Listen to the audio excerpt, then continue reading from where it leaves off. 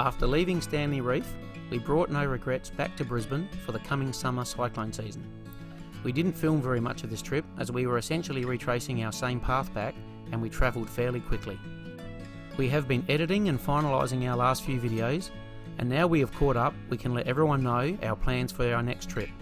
With international borders closed, we have decided to circumnavigate Australia. But first, we have to do a little bit of maintenance. And there's our error message. So a couple of weeks ago we were trying to pump up our dive tanks and the genset just stopped. So I thought somebody had overloaded the system. After yelling out, has anyone turned the microwave on? No, everything was good. No one had loaded up, so we weren't pulling extra power, so we've got a problem with the genset.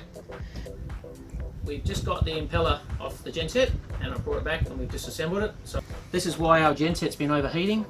The blades have deteriorated and this is not even in about 6 months, so it's getting older, but our last one lasted 18 months. But our biggest problem is missing blade and a fragment of blade. So I'm hoping, I've had a bit of a dig, there's one, and there we go.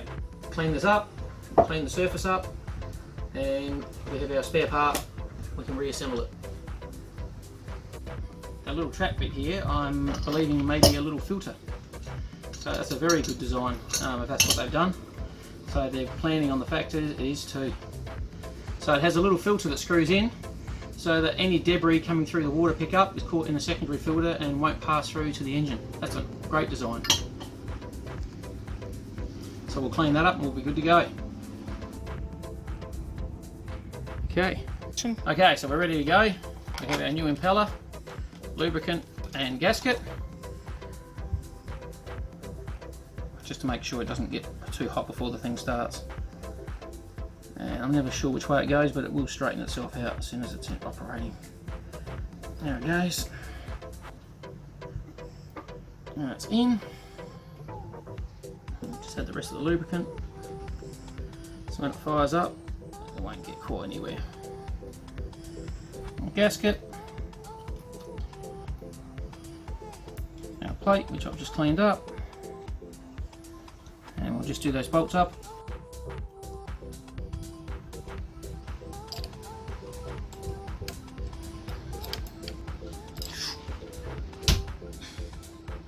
Working with technical difficulties, horseflies biting me. Okay, that's good. Just got to put our filter back in, which is having our acid wash, clean up the stainless mesh, and we'll rinse that out, and I think we're good to go. So after a quick rinse, that is a lot cleaner than what it started. Okay. So that's quite a clever design. Very happy with that. Very happy with our genset. Heard some horror stories of other brands, but ours has been good. Okay, we're good to go. Okay, you can see the keyway in there. So what we're doing is we're just locating the pump key onto it. So it's been a bit of a pain to get that keyway to line up. But I've taken a bit of jiggling and now it just falls in. So we're good to go. Time for the final assembly. Do not want it to fall out, so let's hold it in. Impeller's back in. So we're going to fire it up, see if she goes. Here goes.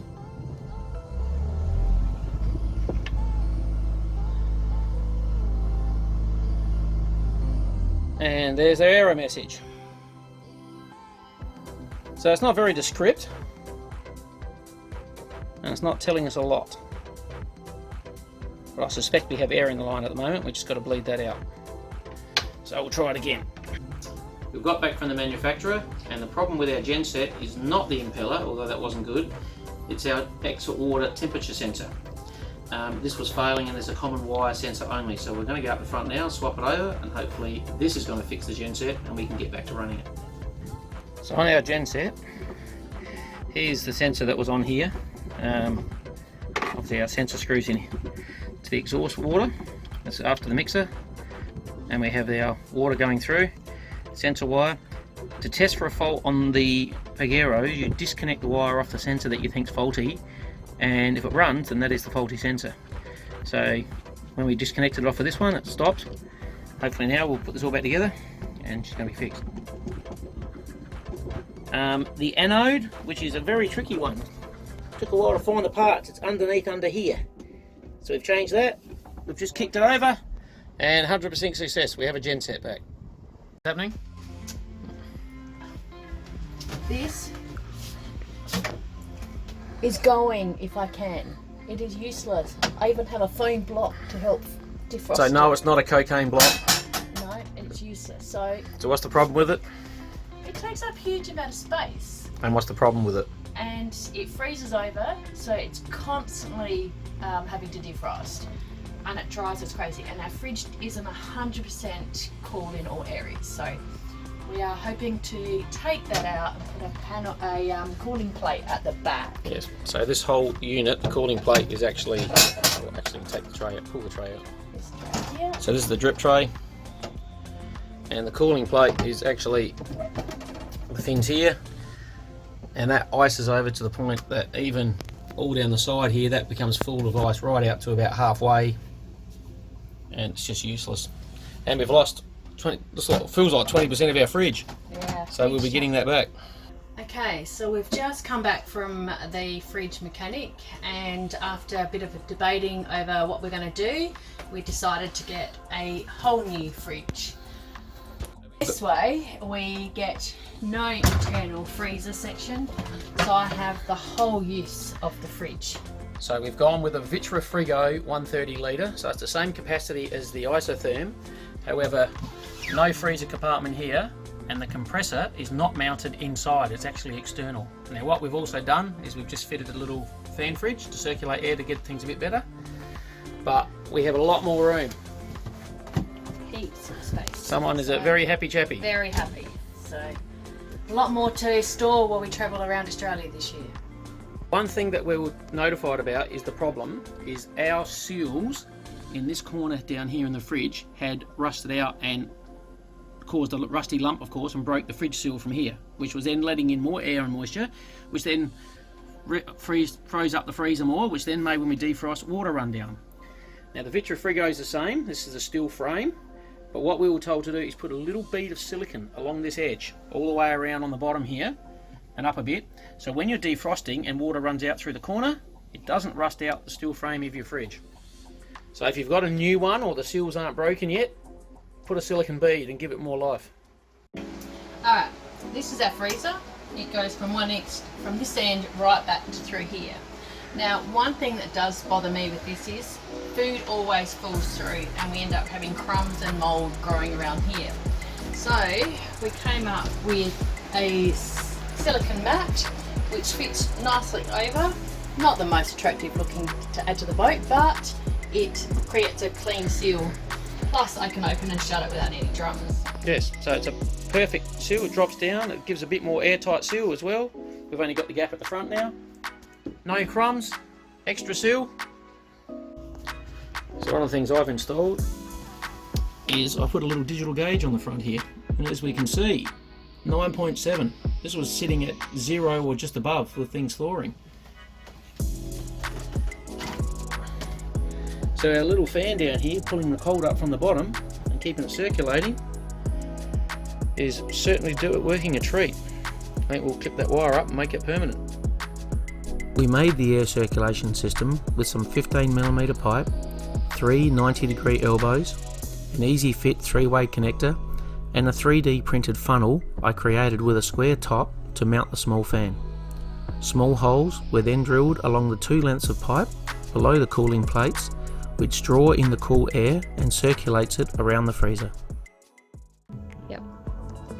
We've had our custom blinds delivered. They've come from Dometic, who make the Ocean Breeze, and we've had some custom made because the ceiling windows are quite large. This is the one to go over the galley, and this is a $350 blind, and this is how it's come to us. We've added the customs that one of the other broken ones was already broken as well, so not getting value for money at all on these, but the generic ones that are standard size, they fit fine. Okay, so I've already repaired one. They're fairly simple to do. I'm going to show you how it's done. So in here, you can see the metal shaft and there's a bit of a gap. There's a spring load wind mechanism on that end. So this is the end we'll take off. So we'll undo that now. Okay, so hold the cap because it'll spring off.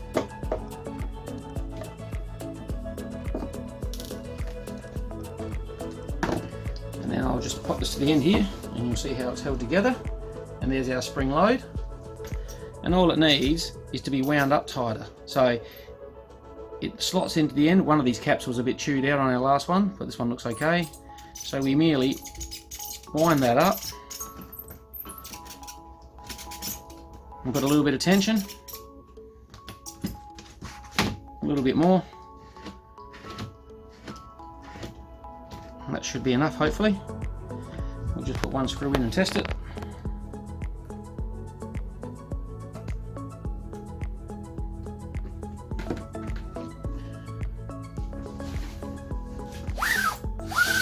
And it's fixed. Wouldn't have thought for a $350 blind it should come in a broken state.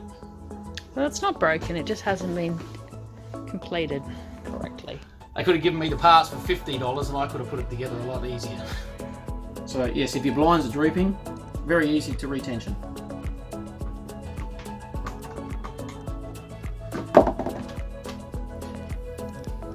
Better than a bought one. We decided to go for new blinds instead of my lovely homemade stuck-on blinds that kept on falling down because the Velcro sticky wasn't working. The release agent on the mould was not letting them stick, and I'm a bit lazy for not rolling. I love the kits, but they kept on falling down.